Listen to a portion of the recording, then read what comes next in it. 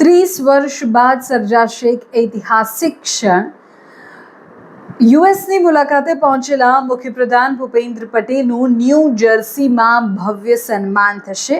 1800થી વધુ એનઆરજી સાક્ષી બનશે। અમેરિકાના ન્યૂ જર્સીમાં વસતા એનઆરઆઈ ગુજરાતીઓમાં એનઆરઆઈની બદલે તમે એનર્જી કહી શકો, તેમાં ભારે ઉત્સાહ છે, આનંદનો માહોલ છે, કારણ કે 30 વર્ષના લાંબા ગાળા બાદ ગુજરાતના કોઈ મુખ્યમંત્રી યુનાઇટેડ સ્ટેટ્સની મુલાકાતે પહોંચ્યા છે।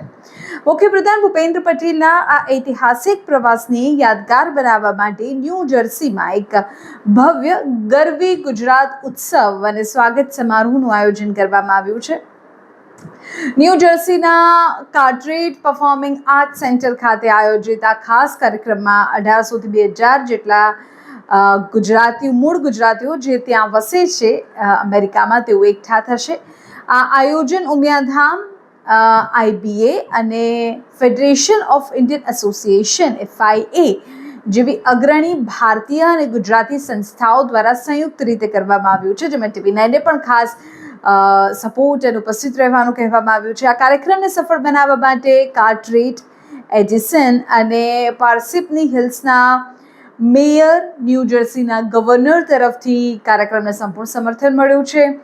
આયોજકો ખાસ તો અંકુર વૈદ્ય, સૌરીન પરીખ, કૃણાલ જોશી, હર્ષદ પટેલ અને FIAના પ્રમુખ શ્રીકાંત અકપલ્લીએ તમામ ભારતીય ડાયસ્પોરાને એકજૂટ થઈને મુખ્યપ્રધાનનું સ્વાગત કરવાની અપીલ કરી છે। એટલે મોટી સંખ્યામાં ત્યાં વસતા મૂળ ગુજરાતીઓ આ કાર્યક્રમમાં ઉપસ્થિત રહેવાના છે। આ એકમાત્ર સ્વાગત સમારોહ નહીં, પણ વિદેશની ધરતી પર ગુજરાતી સંસ્કૃતિનો નાદ ગુંજશે। ગુજરાત અને અમેરિકા વચ્ચેના સાંસ્કૃતિક સંબંધોને વધુ મજબૂત બનાવવાની આ એક અનેરી તક સાબિત થશે। 30 વર્ષ બાદ એવી ક્ષણ આવી છે કે જ્યારે ગુજરાતના મુખ્યપ્રધાન અમેરિકાની ધરતી પર હોય અને આવું તેમનું સ્વાગત ભવ્ય થશે। આ મોટા સમાચાર અત્યારે મુખ્યપ્રધાનની અમેરિકા મુલાકાત સાથે જોડાયેલા।